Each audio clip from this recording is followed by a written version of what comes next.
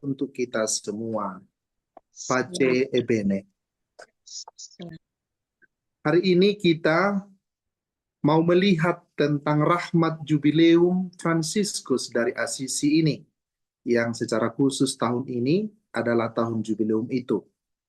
Saya merasa berhutang budi atau berhutang waktu atau berhutang pengetahuan spiritualitas apabila hal ini tidak saya sampaikan, karena waktu konvenda kemarin di Medan sudah disampaikan sebahagian. Sekarang saya mau sampaikan secara khusus lagi karena banyak hal yang belum sungguh-sungguh disampaikan kepada umat beriman. Dan banyak yang sungguh-sungguh belum ditangkap, mungkin juga oleh para pendoa di Love Praying Family ini, agar jubileum ini tidak berlalu begitu saja, tapi sungguh-sungguh menjadi satu kekuatan di hati kita, kekuatan spiritual dan pembaharuan. Sehingga pada sore hari ini, saya tidak membahas satu topik dari petua-petua Fransiskus dari Assisi, tapi lebih khusus membahas, mendalami kembali rahmat jubileum Fransiskus Assisi ini yang telah diberikan oleh Paus Leo ke-14 untuk kita semua, untuk seluruh gereja. Saya mulai dengan kisah Injil Yohanes bab 20 ayat 19 sampai 23.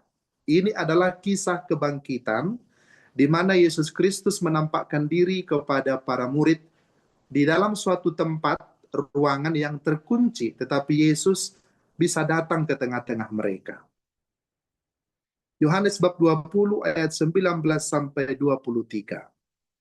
Ketika hari sudah malam, pada hari pertama minggu itu, berkumpullah murid-murid Yesus di suatu tempat dengan pintu-pintu yang terkunci, karena mereka takut kepada orang-orang Yahudi. Pada waktu itu datanglah Yesus dan berdiri di tengah-tengah mereka dan berkata, "Damai sejahtera bagi kamu."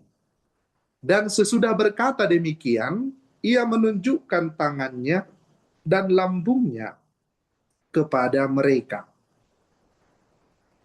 Murid-murid itu bersuka.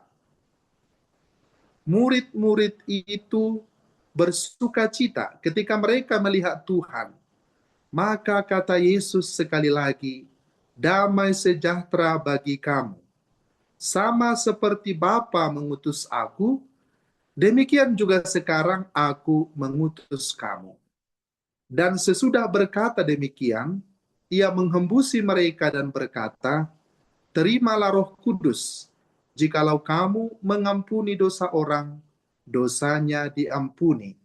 Dan jikalau kamu menyatakan dosa orang tetap ada, dosanya tetap ada."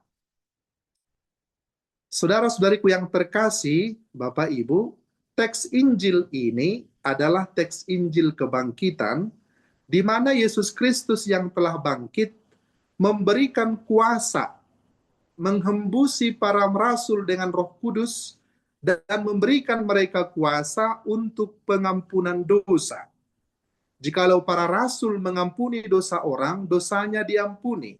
Jikalau para rasul menyatakan dosa orang tetap ada, dosanya tetap ada. Ini adalah kuasa sakramen pengampunan dosa yang diberikan oleh Yesus kepada para rasul. Kuasa pengampunan dosa dalam sakramen ini diteruskan oleh Yesus Kristus di dalam gerejanya, dalam diri para rasul, dalam diri para uskup, dan para imam yang melayani bersama para uskup untuk membantu para uskup untuk meneruskan rahmat-rahmat pengampunan, sakramen cinta kasih Allah itu kepada seluruh umat, agar semua umat dapat menerima damai sejahtera, dapat menerima pengampunan dosa. Apa yang telah diampuni oleh seorang rasul Allah, telah diampuni oleh Allah sendiri. Apa yang dikatakan tetap ada, akan tetap ada. Maka dalam jubileum ini, Bapa Suci memberikan kepada kita indulgensi penuh. Indulgensi dalam rangka tahun jubileum 800 tahun wafatnya Santo Fransiskus dari Assisi. Jubileum ini ditetapkan dengan dekret yang dikeluarkan oleh Badan Penitensiari Tahta Suci. Selama tahun jubileum ini, umat beriman dapat memperoleh rahmat indulgensi melalui sakramen rekonsiliasi, komuni kudus, dan doa untuk intensi Bapa Suci. Dengan cara inilah seseorang dapat memperoleh indulgensi itu. Indulgensi itu sendiri adalah penghapusan atas hukuman sementara yang diakibatkan oleh dosa-dosa kita. Jadi, apa yang telah diampuni dalam sakramen rekonsiliasi, kelak di dalam kehidupan yang akan datang, hukuman kita akan dihapuskan. Jadi, jangan kita menyangka bahwa apabila kita telah mengaku dosa kita memang sudah diampuni, tetapi pertanggungjawabannya masih harus tetap kita berikan kepada Allah. Itulah yang disebut dengan hukuman sementara, atau sering disebut hukuman sementara di api penyucian. Jadi dengan menerima indulgensi, hukuman sementara itu dihapuskan. Nah, oleh sebab itu rahmat jubileum ini mau memberikan pembaharuan rohani kepada umat beriman untuk dapat memperoleh indulgensi itu pada jubileum ini. Nah, inti spiritualitas Fransiskan yang ditekankan dalam dekret yang dikeluarkan oleh penitensiari apostolik dari tahta suci itu adalah tentang kerahiman Allah dan pengampunan.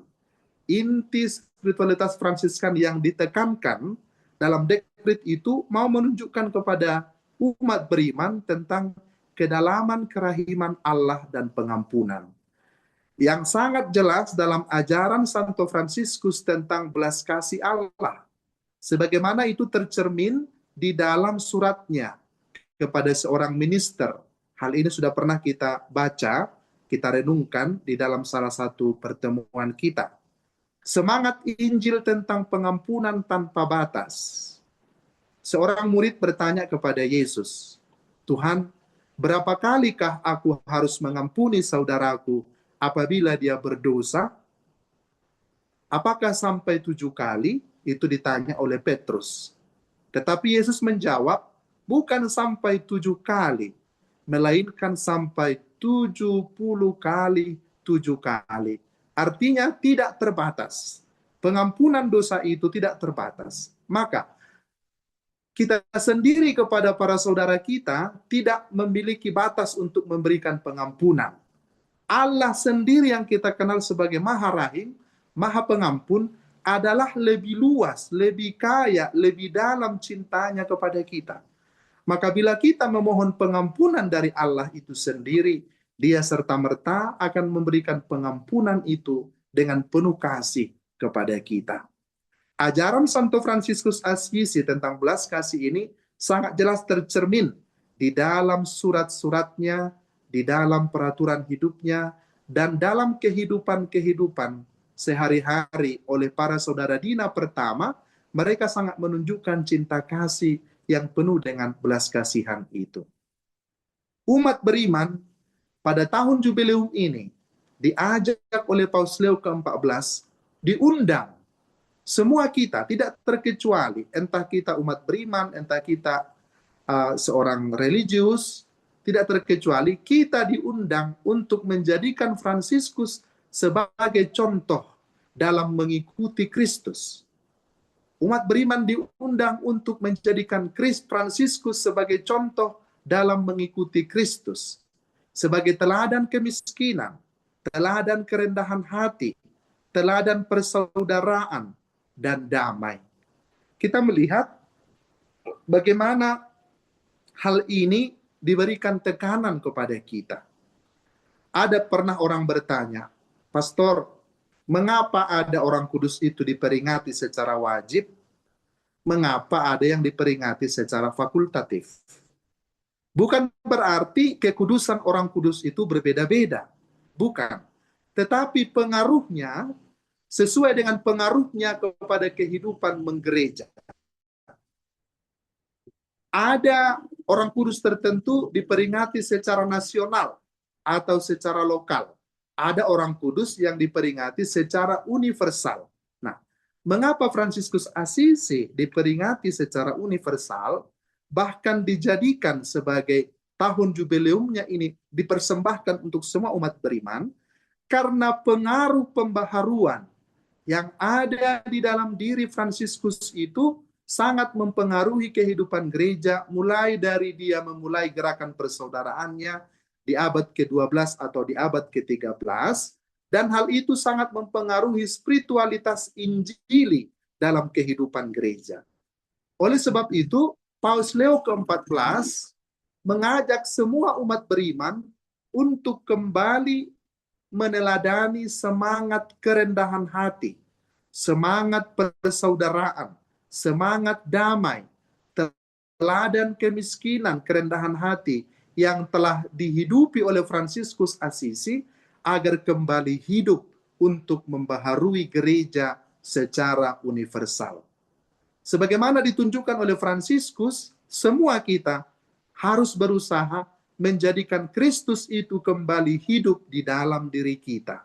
Kristus hidup di dalam diri kita, supaya kesegaran Injil itu tetap dirasakan oleh kita sendiri dan oleh banyak orang.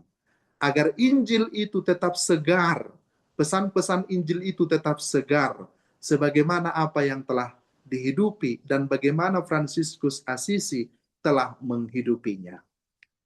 Tahun jubileum ini dimaksudkan sebagai kelanjutan rohani. Kelanjutan rohani dari jubileum biasa 2025 yang buah-buah rahmatnya masih tetap hidup dan berdaya guna. Jadi jubileum 2025 yang lalu, jubileum biasa itu tidak langsung selesai. Kita masih bisa meneruskan efek rohaninya sampai sekarang. Gereja kembali menegaskan bahwa panggilan umat beriman adalah peziarah harapan, dan harapan itu tidak mengecewakan. Nah, dengan itu gereja ingin kembali terus-menerus membaharui gereja.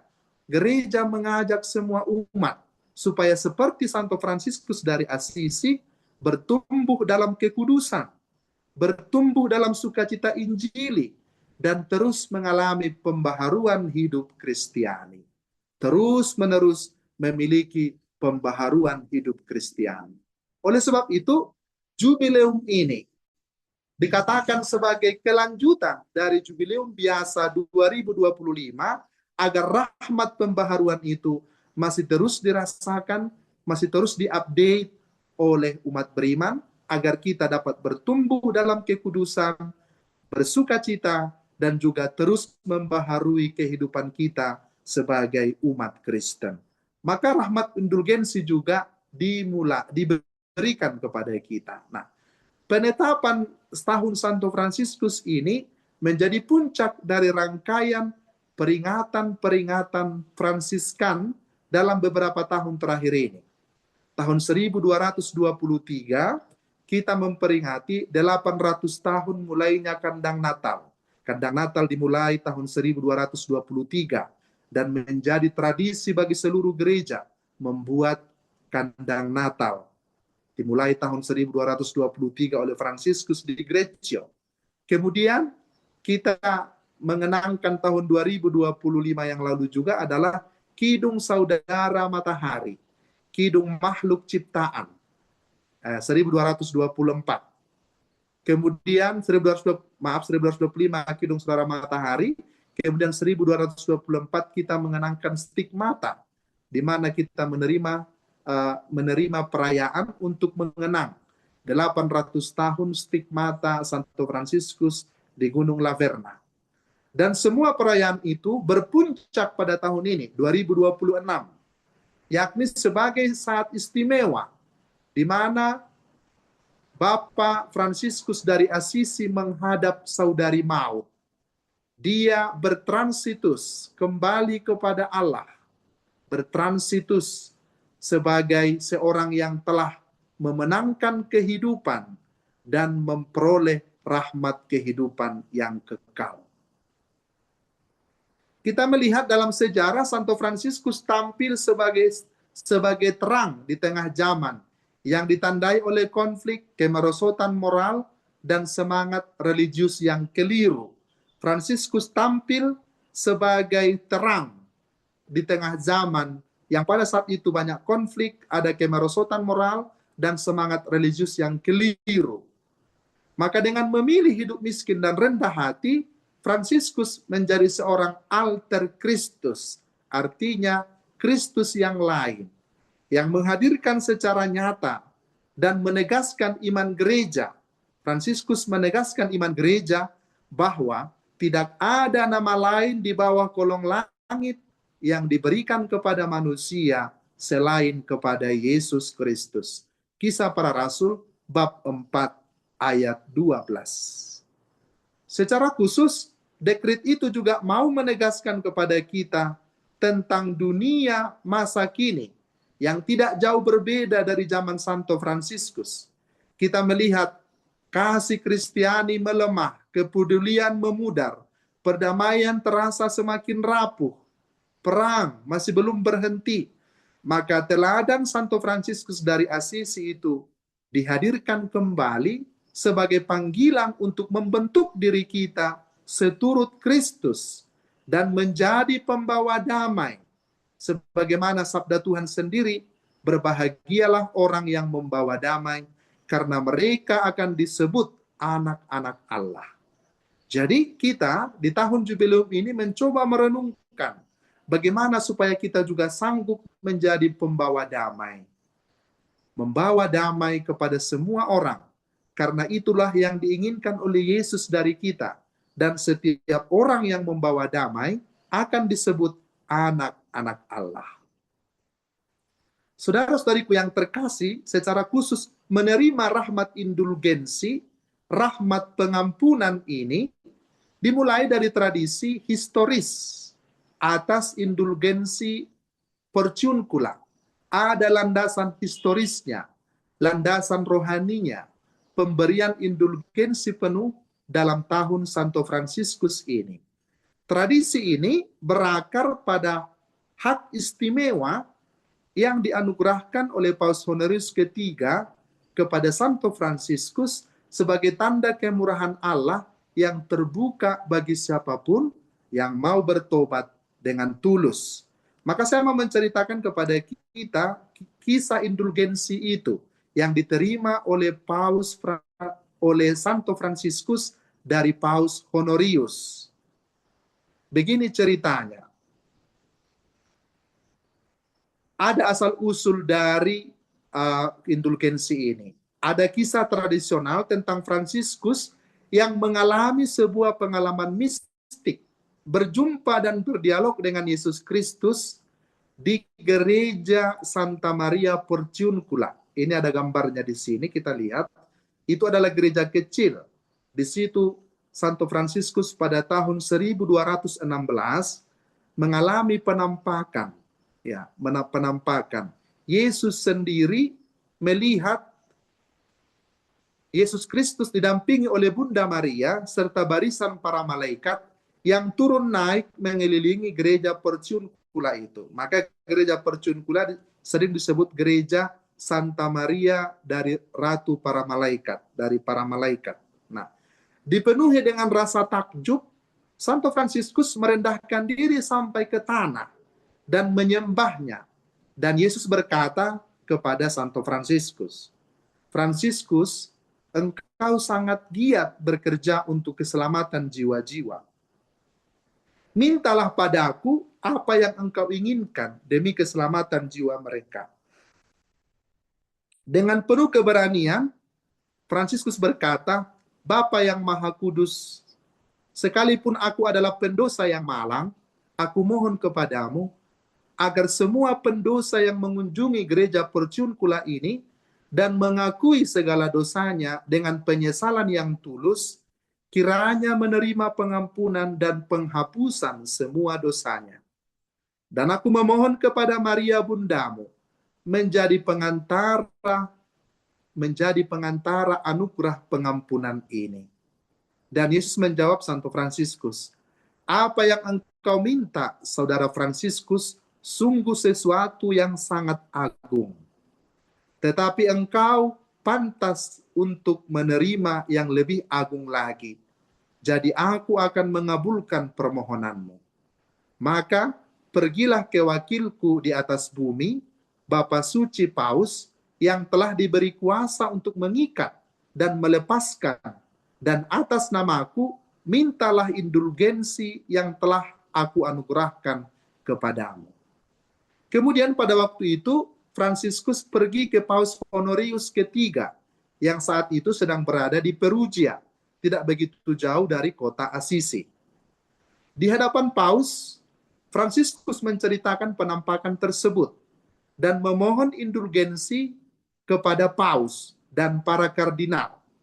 Paus dan para kardinal awalnya ragu-ragu atas permintaan Fransiskus ini, karena indulgensi penuh pada waktu itu hanya diberikan kepada mereka yang pergi ke tanah suci, khususnya pasukan perang salib.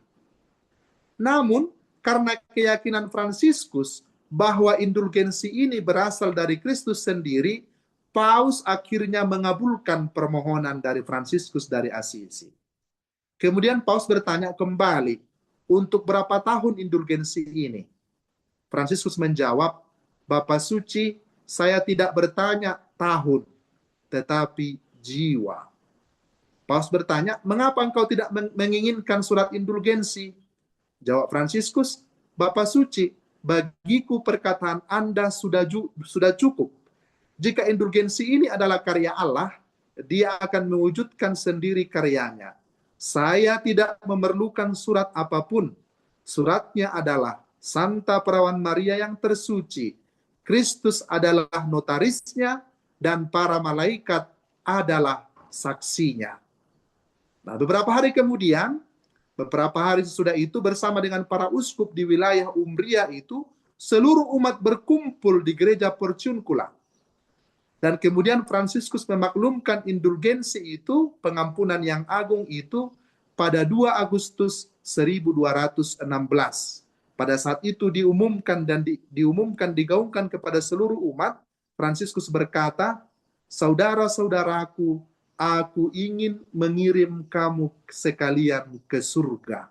Jadi siapa yang memohon pengampunan dari Allah dan berziarah ke gereja Santa Maria Porciuncula itu akan memperoleh pengampunan. Nah, tetapi kemudian Bapa Suci, Paus setelahnya memperluas rahmat indulgensi itu.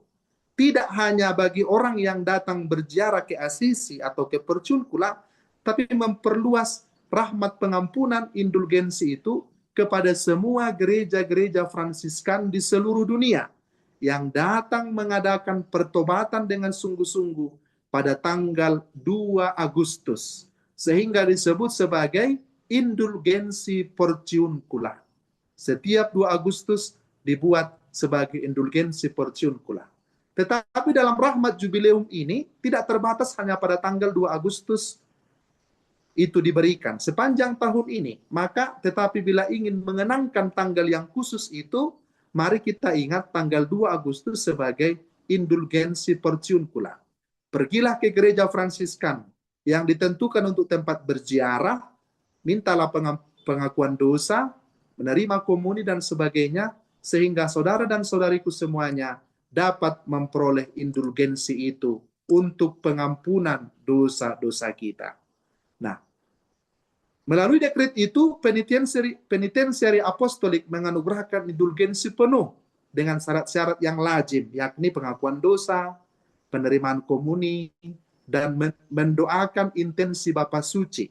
Jadi, setiap bulan itu ada intensi Bapa Suci. Seperti bulan ini, intensi Bapa Suci atau intensi Gereja Universal adalah untuk penghormatan martabat manusia. Nah, itu kita doakan intensi Bapa Suci itu. Nah, indulgensi tersebut diterapkan sebagai doa silih bagi jiwa-jiwa di api penyucian. Dan yang menarik, indulgensi ini diberikan kepada semua orang pada tahun jubileum ini. Nah, dan juga diberikan dengan cara mengunjungi gereja-gereja biara Fransiskan, tempat ibadat yang dipersembahkan kepada Santo Fransiskus, meluangkan waktu untuk doa, permenungan saleh, dan doa-doa resmi gereja.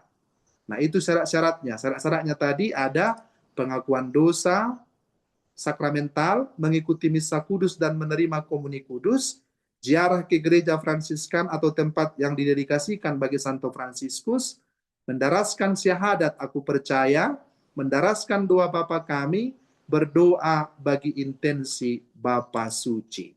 Nah, agar rahmat ilahi itu juga dapat diterima oleh setiap orang, maka perhatian juga diberikan kepada lansia, kepada orang sakit.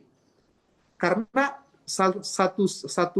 karena dengan situasinya orang sakit tidak bisa pergi berziarah, lansia juga tidak bisa pergi berziarah, dan orang-orang yang menjaga pun terhalang untuk pergi berziarah untuk memohon rahmat indulgensi ini. Maka karena mereka dengan alasan berat tidak dapat meninggalkan rumah, tapi mereka rindu untuk mendapatkan indulgensi itu, mereka dapat menyatukan diri secara rohani dalam perayaan jubileum ini, mempersembahkan doa-doa mereka dari rumah, dan mempersatukan penderitaan mereka dari rumah kepada Allah yang Maha Rahim.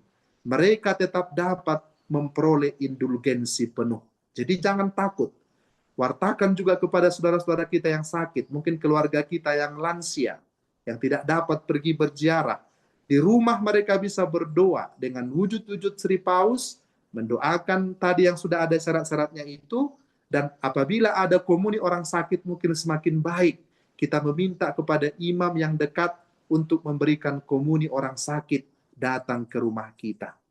Walaupun mereka tidak bisa berziarah, karena alasan berat itu, mereka tetap bisa mempersatukan diri dan dapat memperoleh indulgensi ini pada tahun jubileum Santo Fransiskus ini. Saudara-saudariku yang terkasih, agar rahmat ilahi ini sungguh dapat diakses oleh umat, para imam baik religius maupun diosesan diminta untuk melayani sakramen rekonsiliasi dengan semangat kesiapsediaan, kemurahan hati, dan belas kasih. Pasti para imam mau melayani pengakuan dosa Bapak dan Ibu. Apabila tidak mau, ingatkan. Paus Leo ke-14 sudah mengatakan, membuat surat penitensiari apostolik untuk tahun jubileum ini, agar para imam, baik religius maupun diosesan, bersiap sedia melayani dengan kesiapsediaan sakramen rekonsiliasi, dengan kemurahan hati dan belas kasih. Supaya apa? Supaya tahun Santo Fransiskus itu diharapkan sungguh menjadi masa rahmat yang subur bagi pengudusan hidup kita, bagi kesaksian Injil dan pemupukan persaudaraan, serta perdamaian demi kemuliaan Allah dan kebaikan seluruh gereja. Jadi tujuannya jelas, supaya dengan tahun ini diharapkan menjadi rahmat yang subur bagi kita semua, bagi pengudusan hidup kita, bagi kesaksian Injili, dan juga memupuk persaudaraan serta perdamaian demi kemuliaan Allah dan kebaikan seluruh gereja. Saudara-saudariku yang terkasih, sebagai umat beriman yang percaya kepada Kristus yang memberikan pengampunan kepada kita, dalam jubileum ini kita dipanggil, mari kita menjadi pembaharu-pembaharu hidup rohani. Mari Bapak Ibu, kita baharui lagi hidup kita. Kita baharui terus-menerus. Selagi Tuhan masih berikan kita kesempatan, kita baharui terus hidup kita. Dan mari kita menjadi misionaris-misionaris pembawa damai. Pembawa damai bagi keluarga kita, kelompok kita, stasi kita, paguyuban kita, KBG kita, paroki kita. Mari kita dikenal sebagai pembawa damai. Dan mari kita terus bertumbuh menjadi tanda pengharapan yang terus hidup. Ternyata pengharapan itu tidak mengecewakan dan pengharapan itu terus hidup di hati kita. Bila kita optimis sebagai orang Kristen, sebagai orang Katolik, kita optimis hidup, wajah kita dipenuhi dengan senyuman dan damai, ada harapan, maka orang-orang akan tertarik bertanya untuk siapakah Yesus Kristus itu. Mengapa orang-orang Katolik itu begitu damai? Mengapa mereka terus ada pengharapan di hati mereka? Apa rahasianya? Dengan itu nanti semakin banyak umat terpikat kepada Kristus karena tanda pengharapan kita yang terus hidup di hati kita. Jangan pernah putus asa. Tak boleh kecewa. Ada memang dalam hidup ini kekecewaan, tapi jangan pernah putus asa. Ada masalah keluarga, jangan putus asa. Ada masalah pekerjaan, jangan putus asa. Kita harus menjadi tanda pengharapan yang terus hidup. Seperti dikatakan oleh Santo Paulus kepada jemaat di Roma, bab 5 ayat 5, yang menjadi motto tahun jubileum pengharapan tahun yang lalu, yang masih terus didengungkan untuk tahun jubileum Fransiskus ini, mengatakan kepada kita, pengharapan tidak akan pernah mengecewakan. Mari kita terus membaharui hidup kita, menjadikan tanda pengharapan itu terus hidup di hati kita. Kemudian, mari kita menjadikan seperti Santo Fransiskus, Injil itu membentuk hidupnya. Jadi Injil itu tidak hanya kita dengarkan, setelah itu pulang kita tinggalkan. Masuk kiri, keluar kanan, masuk kiri, keluar kanan. Tidak pernah sungguh mempribadi dalam diri kita. Tapi mulai sekarang, dalam tahun jubileum Santo Fransiskus ini, mari kita menjadikan Injil itu sebagai pembentuk hidup kita. Memformat hidup kita. Seperti Fransiskus dari Asisi, Injil itu membentuknya. Membentuk, sehingga ini disebut sebagai pribadi Injili. Kita juga bisa menjadikan Injil itu pedoman hidup kita untuk membentuk diri kita sesuai dengan apa yang dikehendaki oleh Allah. Dan kemudian mari kita menjadi pelaku belas kasihan. Pelaku menunjukkan belas kasih kepada kita, kepada sesama kita, dan menjadi saksi belas kasihan. Saksi belas kasihan dan saksi pengampunan. Devosan kerahiman ilahi. Di tahun jubileum Fransiskus Asisi ini, kita semua, mari kita lepaskan dendam di hati kita. Kita buang jauh-jauh dendam. Mari menjadi saksi belas kasihan. Tinggalkan iri hati. Delete itu di hati kita. Jauhkan kecemburuan. Jauhkan kecurigaan. Jauhkan kemarahan. Mari kita menjadi pelaku-pelaku belas kasihan. Mari kita menjadi pelaku-pelaku pengampunan. Karena kita telah menerima pengampunan itu sendiri dari Allah. Dan kita mau salurkan itu kepada sesama kita. Menjadi pelaku belas kasihan dan pelaku pengampunan. Dengan demikian nanti, maka kita akan mengalami sukacita. Dan jubileum ini sungguh-sungguh membantu kita bertumbuh dalam kekudusan, dalam perkembangan hidup rohani kita setiap hari. Saudara-saudariku yang terkasih, demikianlah dulu pengajaran pada sore hari ini. Nanti kita akan tutup dengan doa penutup dari doa dari doa Paus Leo kepada Santo Fransiskus dari Asisi untuk jubileum tahun ini. Dan sekarang marilah kita berdoa. Dalam nama Bapa dan Putra dan Roh Kudus. Amin. Santo Fransiskus, saudara kami, engkau yang 800 tahun lalu menyambut saudari maut sebagai seorang yang hidup dalam damai. Doakanlah kami di hadapan Tuhan. Engkau mengenali damai sejati dalam salib San Damiano. Ajarilah kami untuk mencari dalam Dia sumber segala perdamaian yang meruntuhkan setiap tembok pemisah.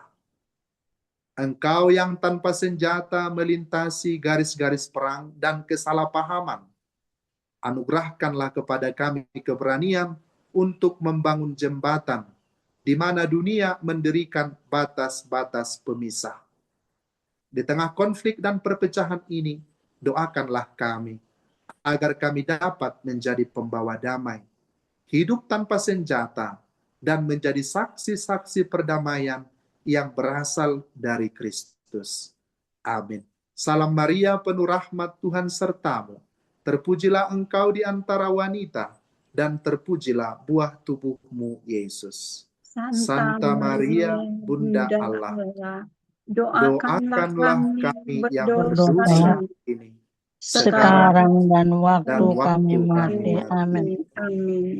Sampailah kepadamu berkat Allah yang penuh kasih itu sekalian. Tuhan bersamamu. Dan bersama rohmu. Allah yang Maha Kuasa memberkati saudara-saudari sekalian, Bapa dan Putra dan Roh Kudus. Amin.